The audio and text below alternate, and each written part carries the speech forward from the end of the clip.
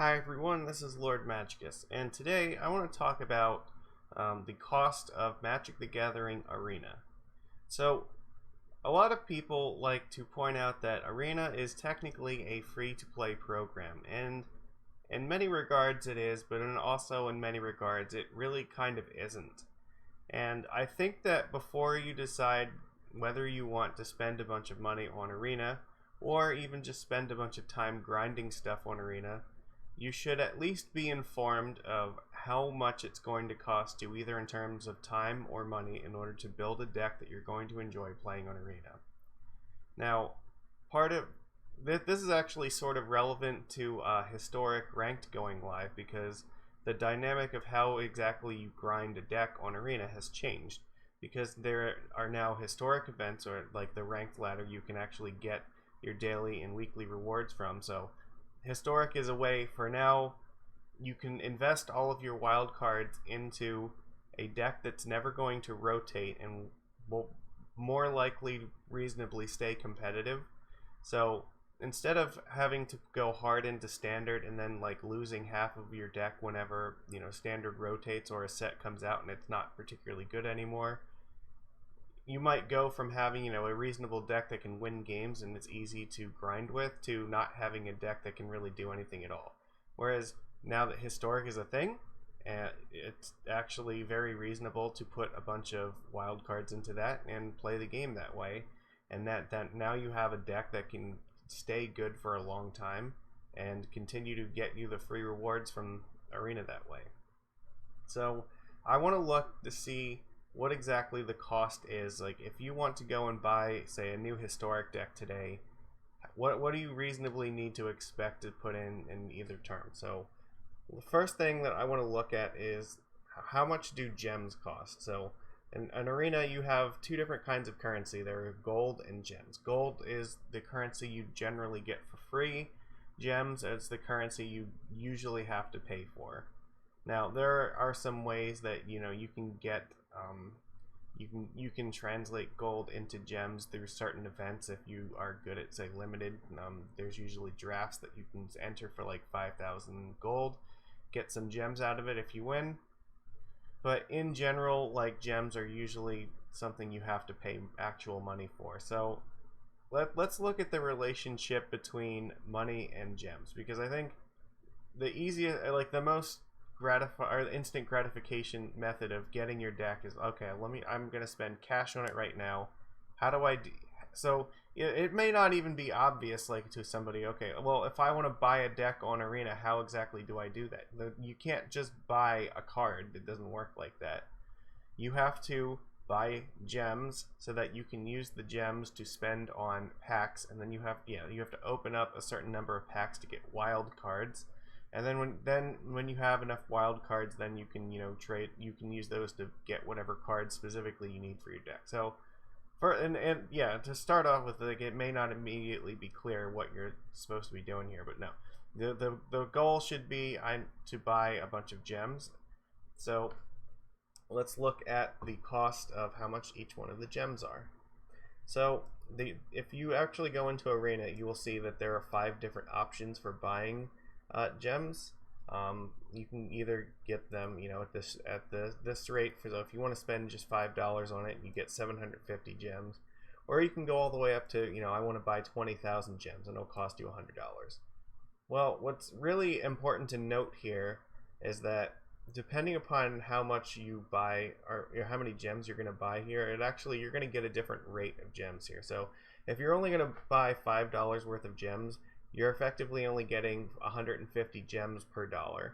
Whereas if you buy it in bulk and you go and you get 20,000 gems at once, you're actually going to get 200 gems for every dollar that you're spending.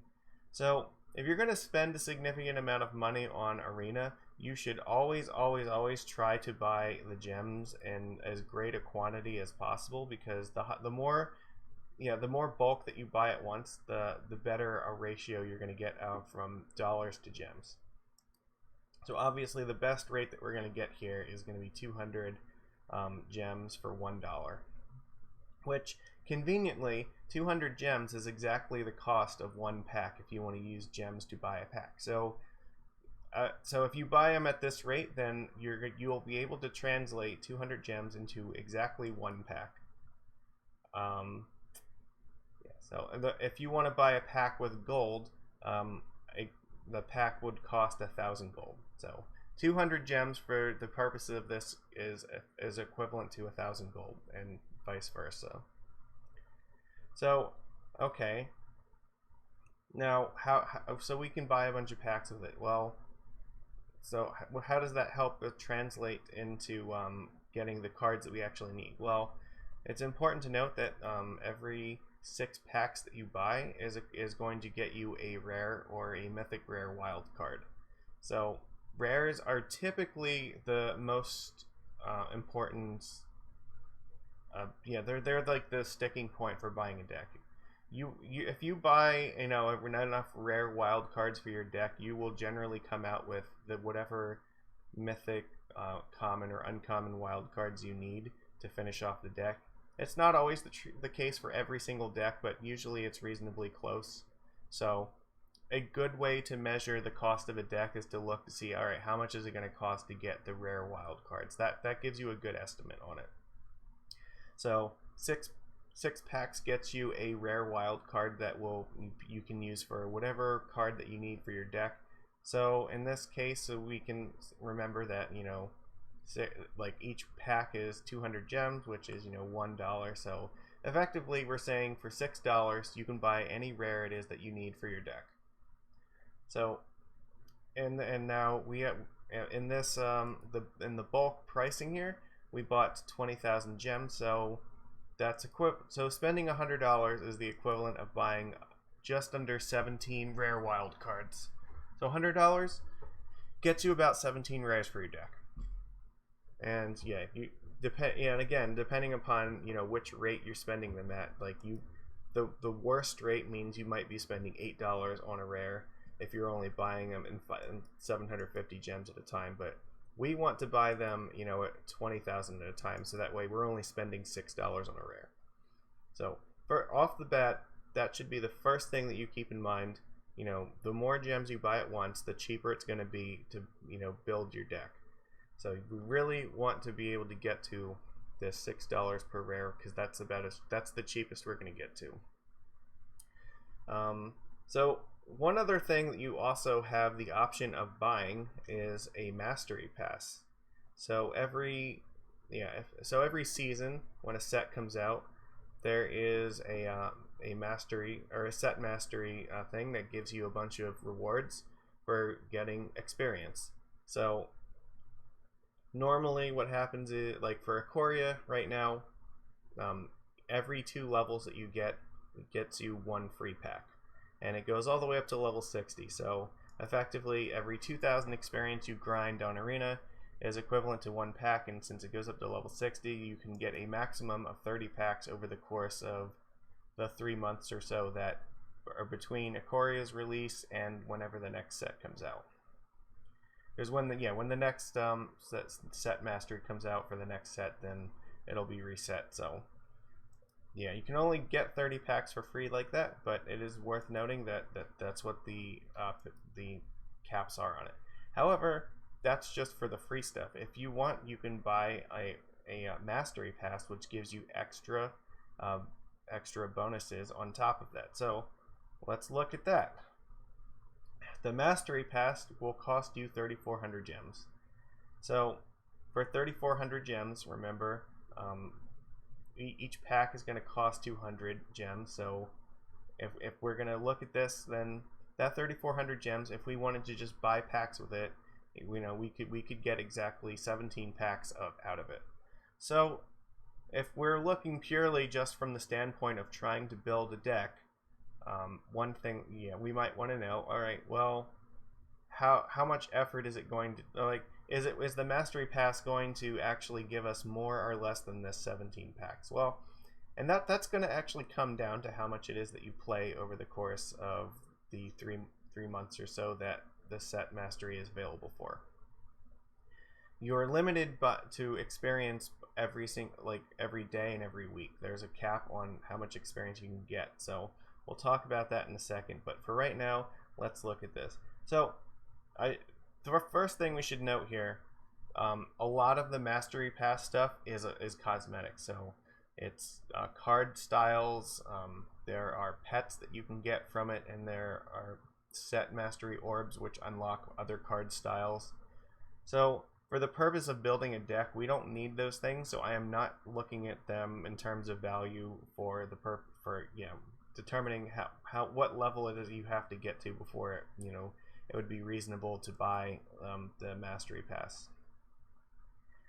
Now, I should also mention you do get some number of bonus things. Like there's I think 1 draft token that you can get from that. So I have not included the draft token in here because technically the draft packs you open don't count towards your wild cards. However, if you win prizes from the draft that you get from it, those would count. So it might be slightly easier to do, and also you get a couple mythic, random mythic cards. When you get to certain levels, they just randomly give 1 random mythic card, and it could be anything. So that also could theoretically help if you randomly pull something you actually need. The chances of that are not terribly great, so I'm also not really counting that, but they are extra benefits. They're bonuses that you can get in addition to this stuff that might change your mind just a little bit. But in general, the 3 things that you can get from that are relevant here are at certain levels, the Mastery Pass will get you an extra pack, it'll get you some extra gold, or it might give you some extra gems. So in this instance, at level 3, the Mastery Pass gives you 1 extra pack. There are packs from different sets, but for our purposes it doesn't really matter, because every pack is equivalent to like 1/6 of a wild card. So whenever we get when we open the equivalent of 6 packs, like that gives us an extra wild card to get a rare for our deck. At certain levels, you might see like here at level 4, you get 500 gold. Well, 500 gold is half of a pack. So once we get 1,000 gold, that's equivalent to getting 1 extra pack of cards. And the same thing at some levels, you get 200 gems. So 200 gems is the same thing as getting a pack, because you can buy 1 pack for this. So over here on my right column, I have how many total packs we have gotten from the Mastery Pass so far. So remember, in order to make the Mastery Pass worth buying, we have to get at least 17 packs out of it. In order to, yes, if we're looking strictly at whether we want to get wild cards for, say, like a historic deck. So if we scroll down here, we can see when you get to level 48, that's when you finally get that 17 pack. So once you go past level 48, it is actually, you're getting more for the 3,400 gems than you would if you were just straight buying packs for it. So if you're gonna play every day and you're gonna level up high on the set mastery, then it will be worth buying this. But you have to get to at least level 48 before buying it is going to be worth it in terms of wild cards. But yeah, I should note, like at level 60 you don't get any more free packs, so you get like 1 every other level for free up until level 60.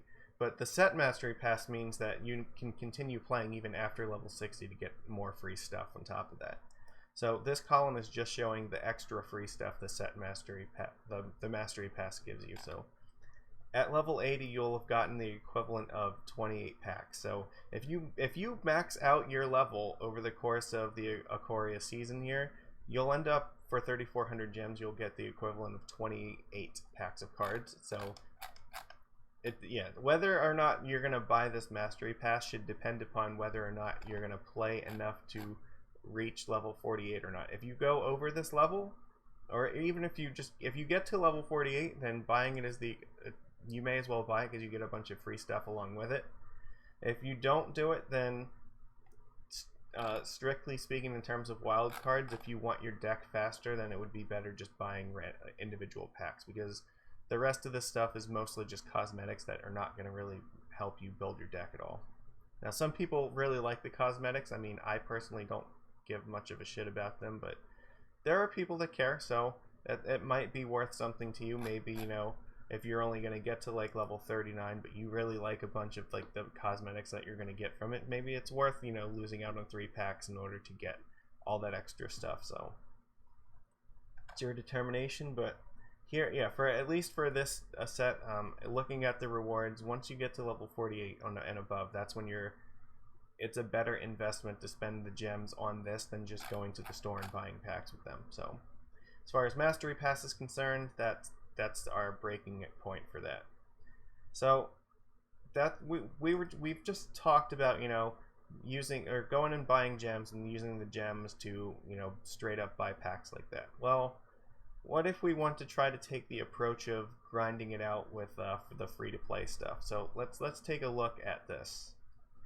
So with free-to-play, the rewards that you get are broken up into a few different categories. You have a daily win category, there's weekly wins, and then you have daily quests that you get. So well, let's look at the daily wins. It goes up to 15 wins a day. It alternates, so you can get gold for this, and at the other levels you get individual card rewards, which is just a random card that you don't own. And also, for the first 10 wins every day that you get 25 experience that goes towards that set mastery. Which the experience matters because you still get up to 30 packs out of it for free. So you do want to be able to play enough over the course of 3 months where you get your free 30 packs from just getting enough experience for it. So in total, if you were to get all 15 wins, well, technically you only need 14 wins if you only care about the gold. You can get up to 750 gold from just winning a game every day. For the whole week, it's 5,250. And I will talk about this number in a second here. So every week, there's a weekly counter as well that goes up to 15. So for the first 15 games that you win every single week, you get 250 experience points for it. So it's 25 for, you know, the first 15 wins each day, but it's also 250 for the first 15 wins each week, which that gives you like 3,750 experience for the week. And over here, then you also have a daily quest. So what happens is you can store up to 3 daily quests at a time, and you can re-roll one of them every single day. They are going to either be for a minimum of 500 gold, or they will give you the maximum amount, which is 750 gold. So it'll be one of these two. And like I said, if you get a 500 one, you can re-roll one of them every single day. So ideally, you want to take your 500s and try to gamble and get them into 750s if you're looking to maximize the amount of gold that you get. So if you just did them all and you got 500 for doing each one, you would only get 3,500 gold for that. If you manage to get lucky enough to roll all of your daily quests into 750 gold ones, which is honestly probably not going to be possible to do it for every single one. But let's say that, you know, you manage to hit 750 for every single one, you can get another 5,250 gold out of that for the whole week. And then you also get experience for them too. So every single quest that you finish is an additional 500 experience. So you get one quest every day, so you get up to 3,500 experience for that a week. Okay, so let's look at this. So we've seen, what is our maximum free rewards that we're going to get out of this every week? Well, if we get 15 wins every day of the week, and we manage to get all of the quests, and we manage to roll the 750 gold for each one of them, we can get 10,500 gold, and we will also get 9,000 experience, which that will translate into getting 10.5 packs from the gold. And remember that every 2 levels is a free pack from the set mastery, so that'll be 4.5 packs from the experience that we get.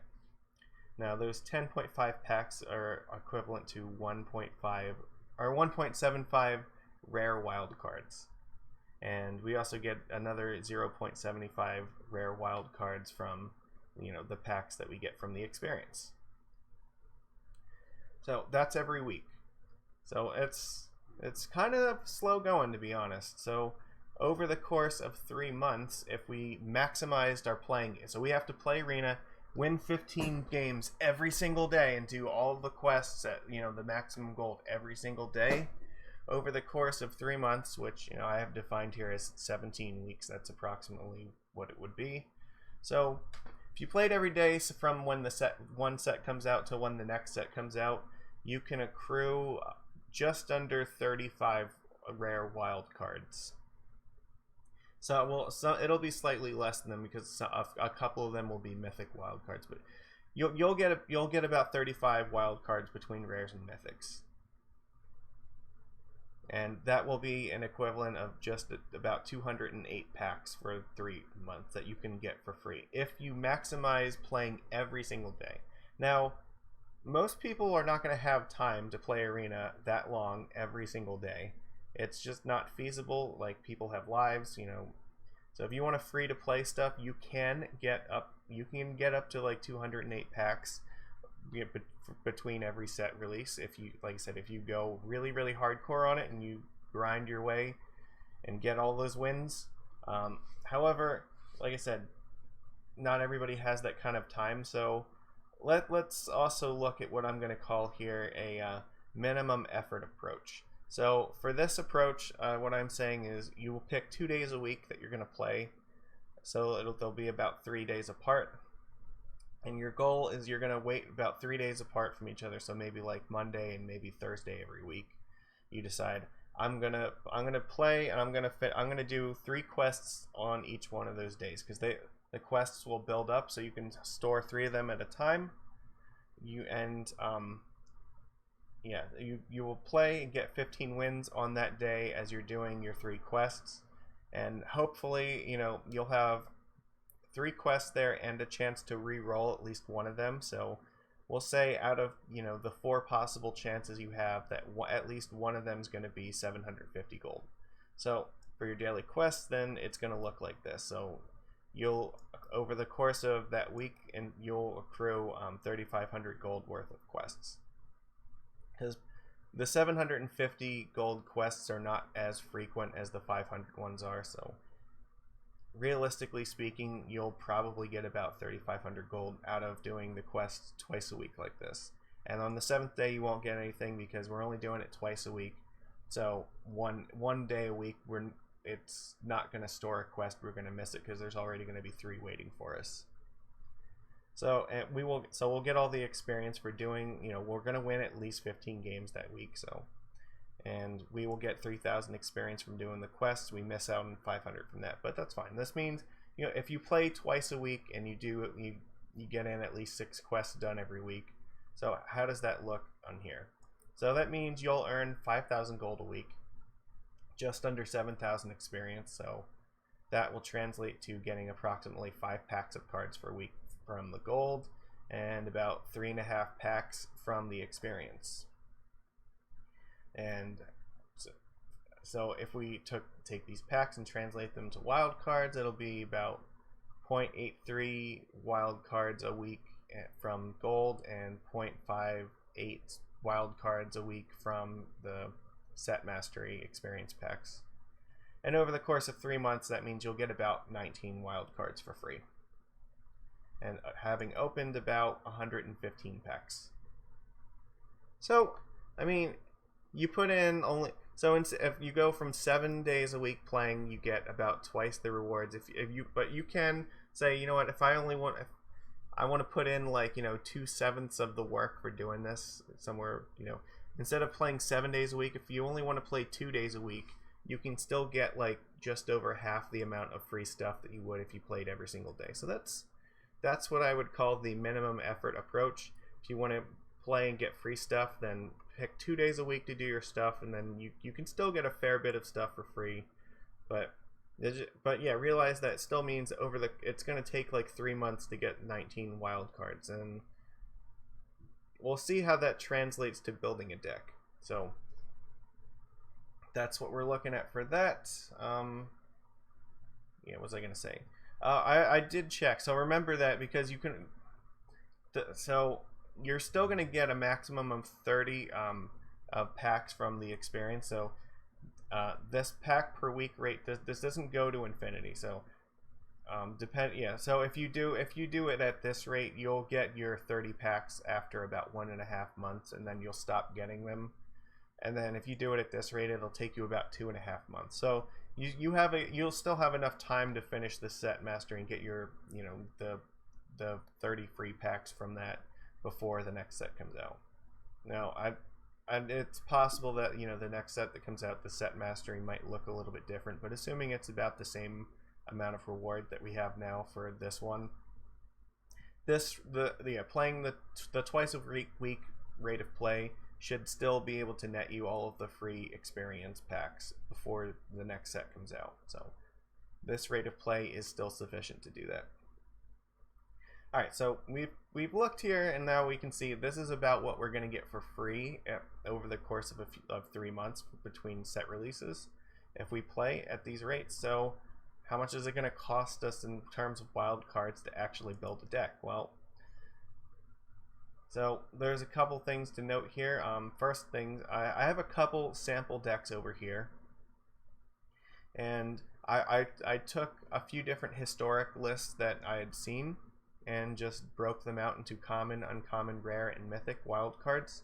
And we're gonna look here in a second to see how much it's gonna take us to get them. So every time that you open up a pack,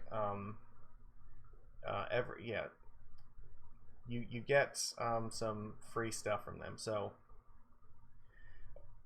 every 6 packs that you open nets you 1 free uncommon wild card. Every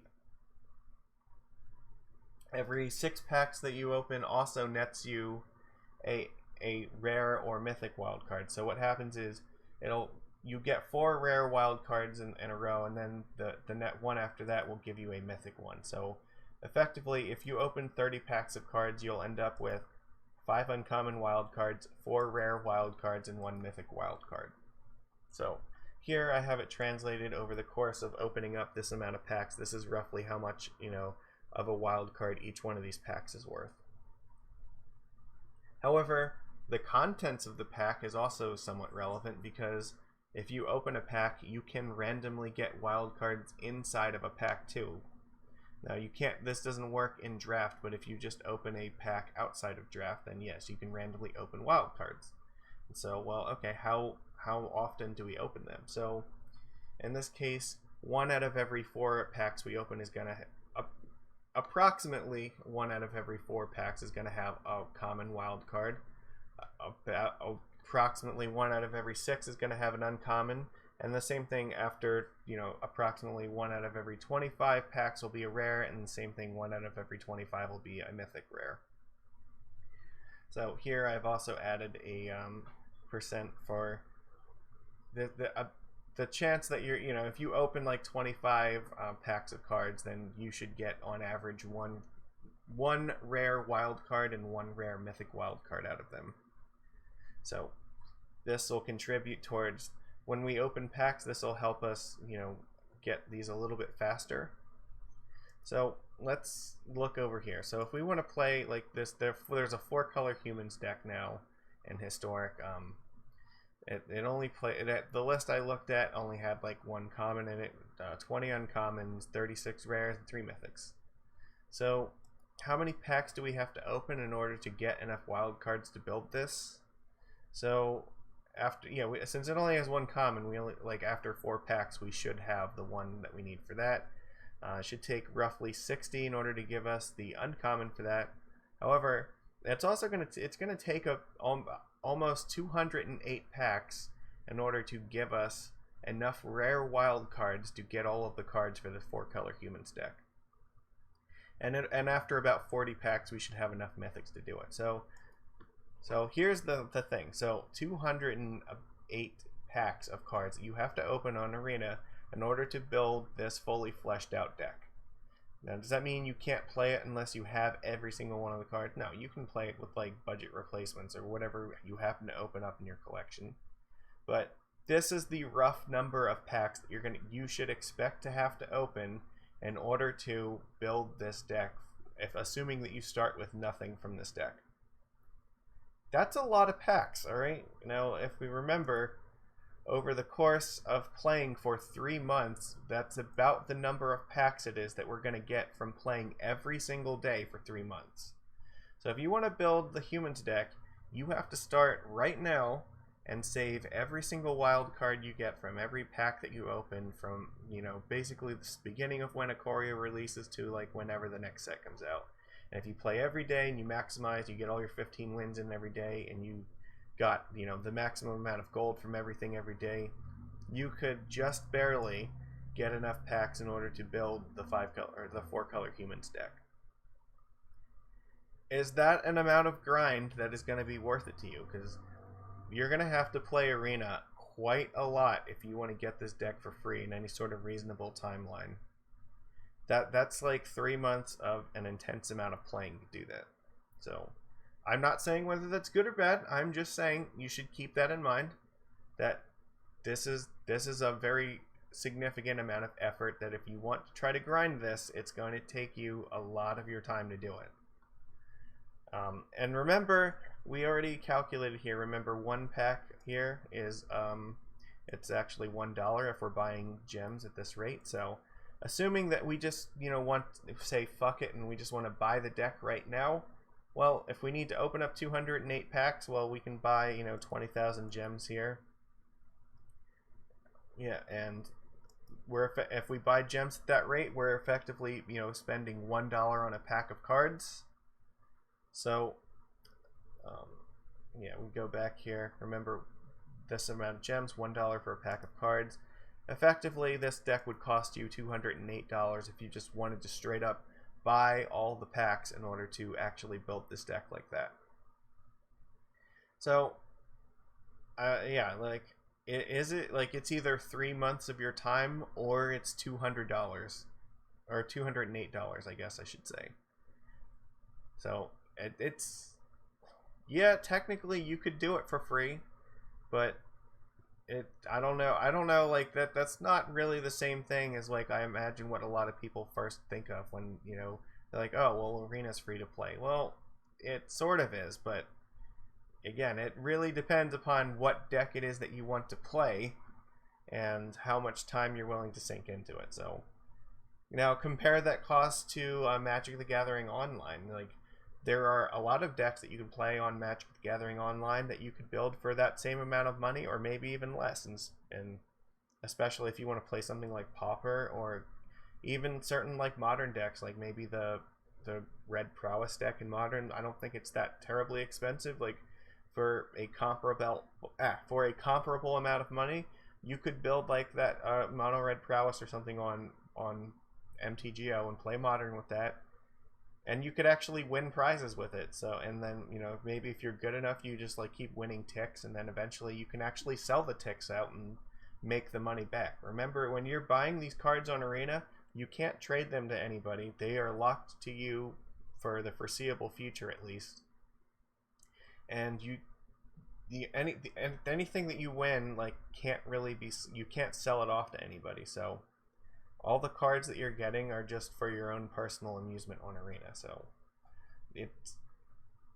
it might factor into whether you think that spending like the $208 on MTGO might be easier to swallow, because you can actually get some of that money back when you start playing and winning in leagues and stuff. Whereas on Arena, you're never getting that $208 back. It's just gone forever into the void. And there's also the possibility that if you want to decide one day, I don't want to play Magic anymore, you can take all of the cards that you have on Arena and you can sell them to people. Just sell them to a vendor or something. They'll give you money for it. So even like just off the gate, you put $208 into MTGO.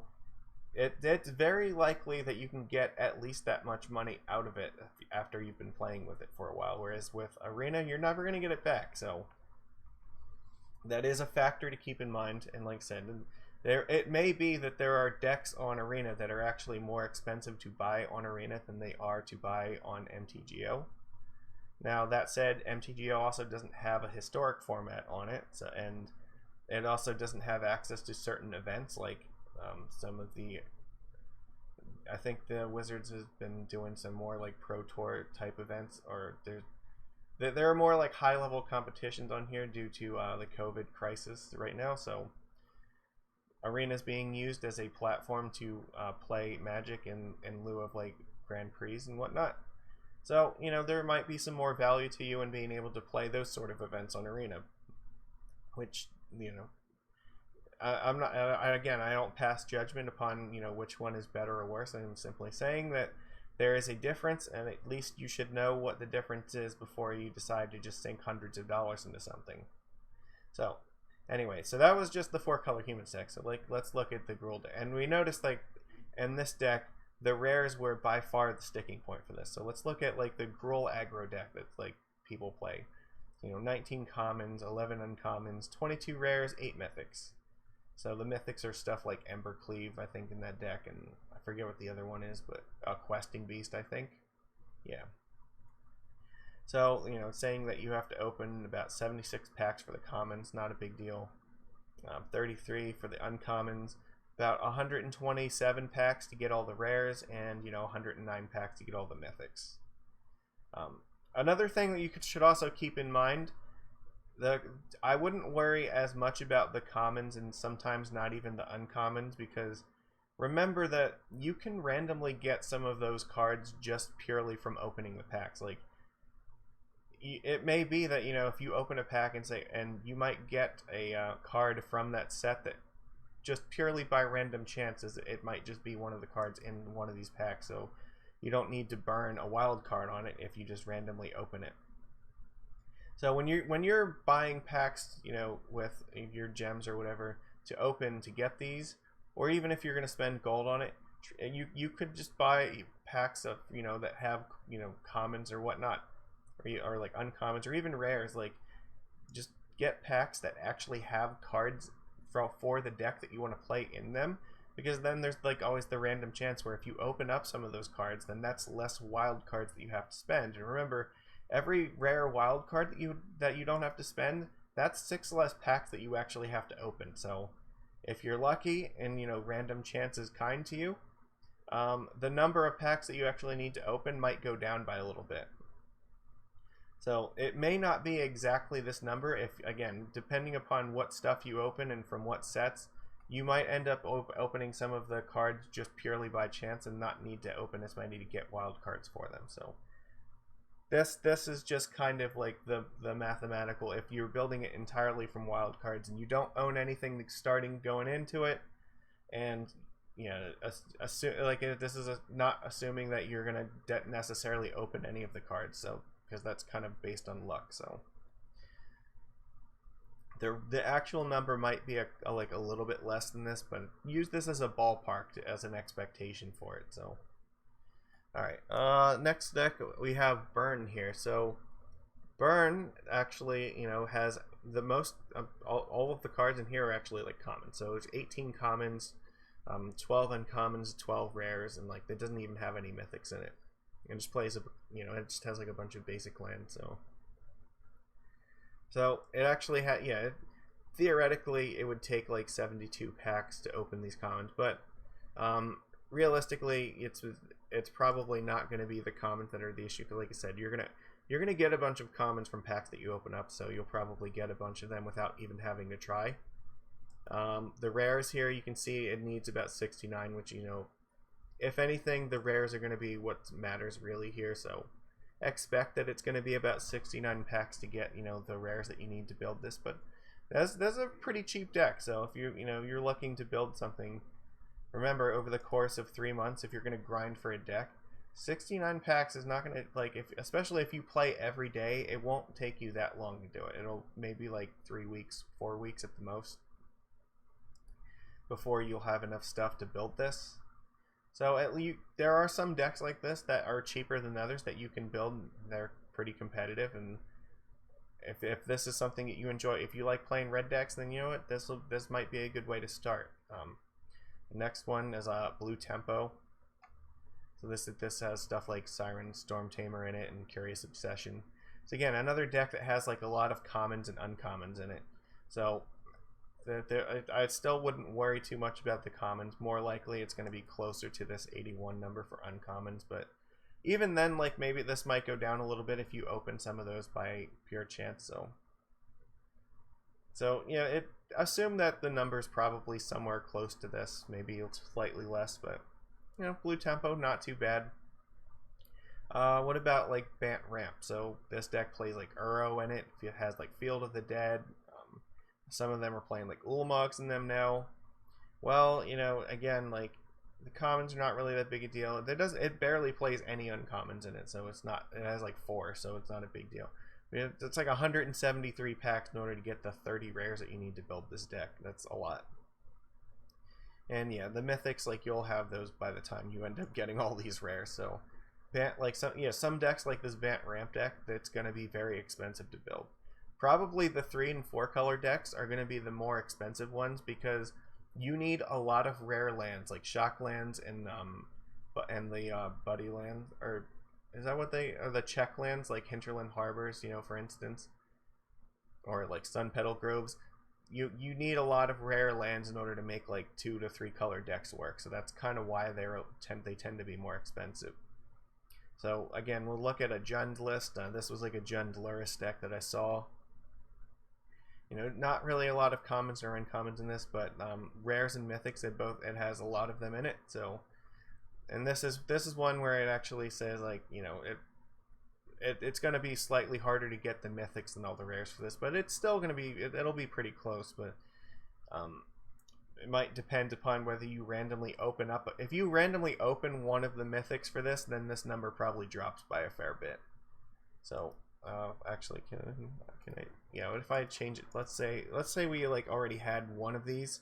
If you open up like one mythic from the Jund deck by accident, that number dropped by like 14 packs for the mythic. So again, like the rares are really the bottlenecks for the most part. For almost all of the decks, the number of rares in it is going to really be what determines how many packs you need to open to get it. Because more likely than not, there's a very good chance, like I said, if you get one of these as like maybe an individual card reward or just open one up in a pack or something, yeah, then the number of mythics the number of packs you need to get like mythic wild cards is going to drop like a rock. But the rares are usually the bottleneck for this. And finally, so if you've been watching me play Historic on Arena, you might be interested. All right, well, what about Merfolk? Like, is Merfolk like hard to build in here? And actually, Merfolk's not that bad. Merfolk is mostly like an uncommon heavy deck. There's not very many rares in it. The rares are like Benthic Biomancer, Hinterland Harbor, and Breeding Pool, and that's pretty much it. That's like literally the 12 in it. And then, yeah, you can play some mythics. Like I have 2 Brazen Borrowers and 3 Comenas in my deck at the moment. You don't even need them really, but after like you're gonna end up opening packs to get enough mythic wild cards for them anyway. More than anything, though, it's the uncommons, and this is another set where if you strategically get packs of cards from sets that have uncommons that this deck is playing. Excuse me. So maybe if you try to get stuff like Silvergill Adepts or like the what are some of the other ones? The Merfolk Trickster is in Dominaria. So I'm trying to think. Merfolk Mistbinders and Ixalan. I think both Silvergill and Comena Speaker are in the first. Yeah, they're in Ixalan, and I think Mistbinder is in this second set for Ixalan. I forget what it's called. So you might pick like, you know, or actually, you know what, a good choice for this might be is it Ravnica, because the Ravnica also has the breeding pools in them. You might randomly open up a breeding pool, which will save you a little bit on rare wild cards, but also like Frilled Mystic is a card that we play sometimes. So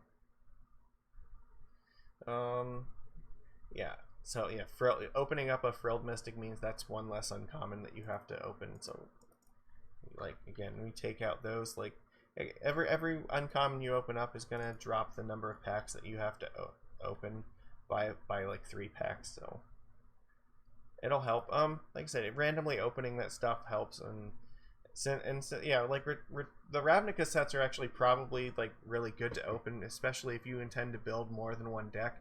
just getting shock lands in general is important because you're going to burn like a lot of wild cards and getting shock lands for decks. Like like I said, any like 2 to 3 color deck that you want to play is going to probably have some number of shocks in it. So if you can open them naturally, that's less wild cards you have to spend in them. So you might look at whatever list it is that you're trying to build and then see which packs are going to have the most cards where I have the highest chance of just randomly opening those cards instead of having to burn wild cards on it. But even still, like, okay, so it's like 99 packs. So if we look at our free to grind here, that's like about halfway through. So maybe like about a month of playing, every day would get you this. Or if you only want to play like twice a week, like I had suggested along this path, over about 2.5 months, you'd get enough packs in order to build the historic Merfolk deck. So that's an option. Or like I said, if you buy enough, if you spend $100, $100 should give you literally enough packs to just build this deck. So, remember one pack is $1 here. So if we need 99 packs and we want to just buy it now, you can just spend $100 on Arena and just buy enough gems to buy 100 packs of cards, and there you go. That will give you this entire deck. But that's kind of how this works out here. So you can see like there are some decks where they're a lot easier, like this Merfolk deck and like the Burn deck, even like the Mono Blue Tempo deck. They're a lot easier on your time and your money budget than something like 4-color humans or like the Ramp deck. The more rares that are going to be in the deck, like the longer it's going to take you to grind those decks. So be aware of that. If you're going to build towards them, you need to aggressively save your wild card and put them towards that specifically. And if you're gonna buy gems in order to do that, like I said, buy them in the increments of 20,000 at a time, because it will definitely benefit you in the long run to do that. I should mention though, this is also assuming that you don't have any of the cards to start with this. So now if you might have some of the cards randomly in your collection if you've been playing for a little while, so maybe it's not that bad. And if you're just starting out as a new player today, you've never played Arena before, there are also a few ways that you can kind of get a head start in this. So like the first time that you actually like complete like the opening up the like 6 packs to get like the rare, it'll actually give you a couple extra rare wild cards, and there are some free stuff that you get a bunch of like free cards to start with, some like intro decks for doing like tutorial stuff, which those sometimes have some useful things in them. There's also like even if you don't want to end up spending like $100 in gems and stuff, when you do start Arena, one time you are allowed to make a purchase for like an amount of gems that is actually, I think, better than this rate you can spend. I think it's like $5 or $10 or something like that, but I don't remember exactly how many gems it gives you, but it's actually like, I think, an even better rate than any of these other ones. So you should probably buy that at least once to give you a kind of a head start in getting packs in order to open up for wild cards. So yeah, like I said, there's other, maybe you get like random rewards. If you have like pre-constructed decks, there are codes in each one of those. You can get the decks on Arena, so sometimes you get cards from those that you actually want to play with. Any FNM, like if you were to go to that, you might get like a code that for stuff on Arena. You can get free packs from that. Like sealed events that you go to at FNM, you get free packs from that. And also there's one other thing I will mention. Again, there are also some random codes like play a Coria, for instance, where you can put them in and just like for one time you get like a couple free packs for doing it. So there's a bunch of different codes that give you some free cosmetics. There's some that you can get like free packs of cards, a bunch of stuff like that. That can help you like when you're first starting to kind of get like a little bit of a head start. But in the long run, you expect that the economy kind of looks like this. So the first couple weeks that you're playing, you can do a little bit better than this because of some of the free stuff that you're handed. But as you're like if at any point, if you're trying to work in building like a second or maybe like a third deck, like this is about what you have to look at for the long term. So all I want you to do is just be aware of like what the actual cost of Arena looks like. I know it says that it's free to play, but it's still, even if you're gonna free to play it, remember it's gonna take you a fair bit of time in order to acquire all the stuff that you need to play the decks that you want to play.